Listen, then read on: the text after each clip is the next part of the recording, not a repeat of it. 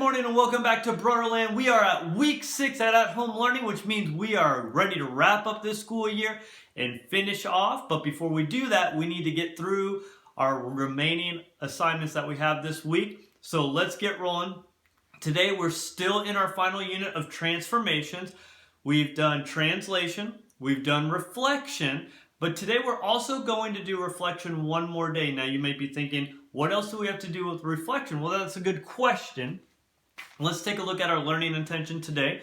Similar to last lesson, however, we're going to figure out, can you reflect a two-dimensional figure on a graph, but across a horizontal or a vertical line?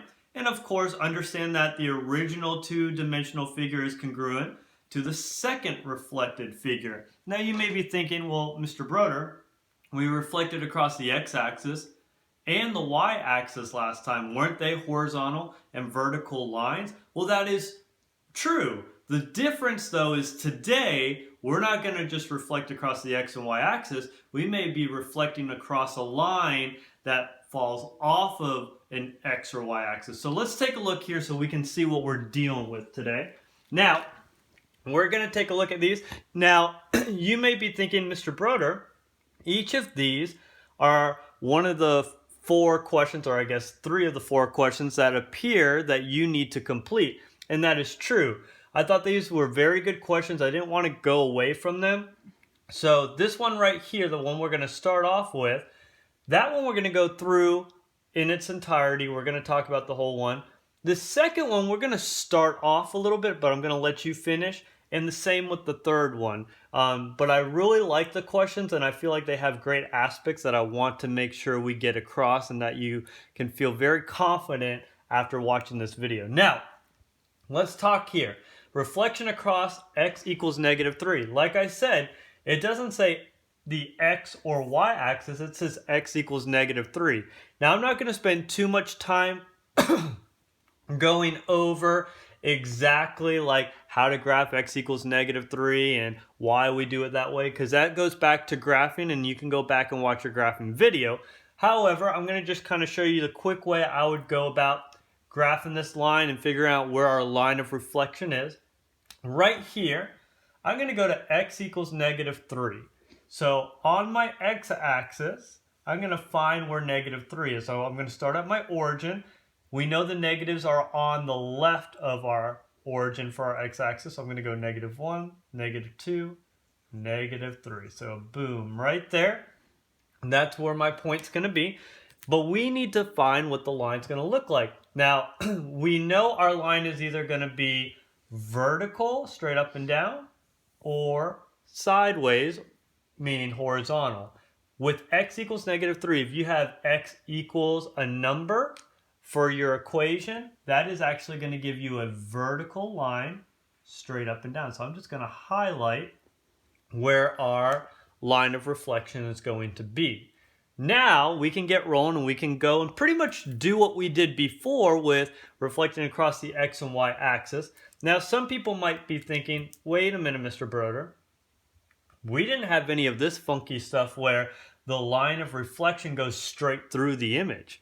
Like usually it was on one side and we just reflected it across the other. How do you do it in this case?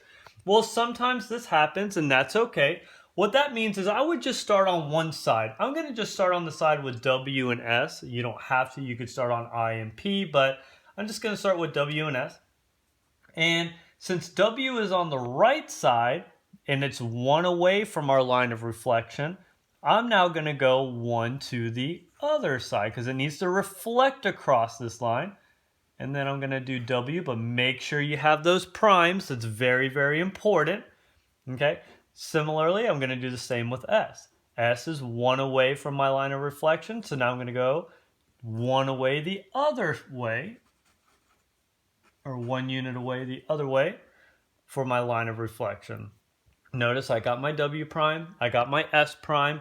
Make sure, please, just write your variable, your letter, and the prime right away so you don't get confused on which point is what, especially on this problem when it can get kind of funky because half of it's going to go on one side, half of it's going to go on the other.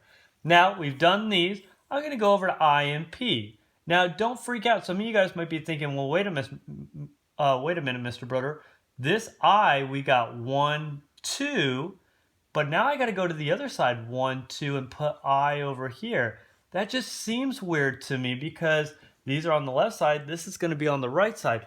Like I said, the line of reflection goes through the image, or in this case, our pre-image. That's okay. That means some of our points are going to be on opposite sides, and that's perfectly fine. P right here is going to be 1 unit away, so we're going to put P prime on the other side. 1 unit away. And now all we got to do is connect the dots. Now, some people might get confused on like, wait, which dots do I connect? This is going to cross over. What I would just do is look at the original image. We know W connects to S, going straight down, so we're going to do the same thing right there. Then S looked like it connected to P, so we're just going to connect to P prime. P connected to I, so we'll just go P prime to I prime, and then we'll just do W prime to I prime right there. And if you look at it, if you look at the two images, they pretty much look like the same image. They're just reflected over. And that happens. So don't freak out just because the images are touching or they're crossing over weird with a line of reflection. Just do it how we did the last lesson. Find out how far something is from the line of reflection and then just go to the other side the same amount. So don't freak out on that. That's all you have to do. Make sure you have your primes. Make sure you have your letters. Now, let's talk this one. You got the reflection across y equals -1. I want to talk about this one because it's y equals -1. It's not in x. But like I said, on this one, I'm probably going to do half of it, but I'm going to let you finish the other half. So let's get rolling on this one. Now, similar to this one, we had x equals -3, so we went to the x-axis and plotted at -3. This one, we're going to go to the y-axis and plot a point at -1. So I'm going to start at the origin. -1 would be right here on my y-axis. Now, again, here with x equals -3, that gave us a vertical line. Y equals a number for our equation will give us a horizontal line right here. Okay, so y equals a number, horizontal line, x equals a number, vertical line. Again, if you want more information on why y equals -1 looks like that, or x equals -3, go back a couple lessons to when we were graphing systems of equations. I do talk about this right here, or you can look up more about graphing. But for right now, we're dealing with reflection, so I want to focus on the reflection part. Now, what we're going to do here is kind of similar to what we did on the first one, but now we're just reflecting over a horizontal line right here. I'm going to just do 2. I'm going to deal with I, and I'm going to deal with B, and I'll let you deal with W and L on your own to finish things off. So I right here is 1, 2, 3 away from this line of reflection. So I'm going to go 1, 2, 3 away, the 3 units the other way, put I prime.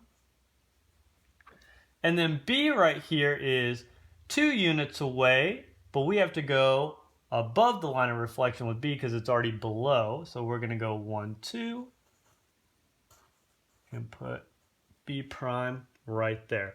Now I'm going to let you do W and L and then connect your dots, but I just wanted to give you kind of a little head start, kind of give you a little idea of what exactly is going on, especially with y equals -1.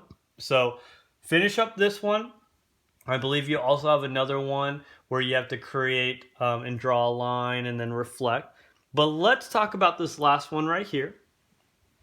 Okay, with this one it says write the reflection rule. Now, when we did this type of question last lesson, it was really easy to tell. Like, it was clearly either the y-axis was in the middle or the x-axis was in the middle, and you said, oh, it reflects across the y-axis, or oh, it reflects across the x-axis. Here, it's harder to tell. The graphs are overlapping. How in the world do I figure out where it is reflecting? This is what I usually do. I pick 2 points. And for me, and let me get the right pen out, I'm going to just pick K, for instance. K and K prime. Well, for them to reflect, it looks like right here, K prime is here and K is there. So they are reflecting kind of left to right in a way. Now, what I'm going to do is I'm going to try to find the line that would be in the middle between these two K or K primes. Right here, if I put a little point right here, that looks like it's about the middle. K is about 2 away.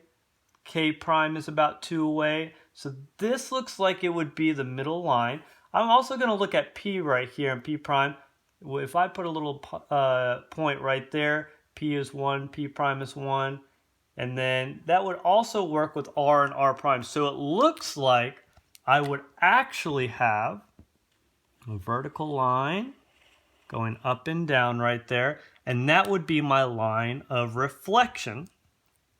And then all I need to do is figure out what that equation would be. Well, this is pretty straightforward. Is it crossing the X or the Y axis? It is crossing the X axis. So my equation would be X equals, and then wherever it's crossing. So here's my origin. That would be -1, -2, -3. So I'm going to put -3.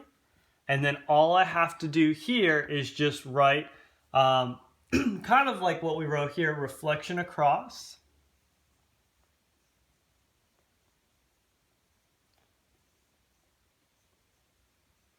All right, X equals -3. And there we go. We wrote the reflection rule. Now, just a little disclaimer. I know you guys are looking at this going X equals -3, X equals -3. I know both questions came out with the same equation, but that is not always going to happen. You can have X equals 100 or X equals 5 or X equals -2. These just happen to be the same equations that we use, but that's not always going to happen. But all in all, I hope this helps answer your questions. I hope this helps you kind of see a little bit more, especially since we're not just using X and Y axis or axes, we're using more X equals and Y equals equations. But just let your teachers know, let me know if you got any questions. But until next time, Brodeur out. Peace.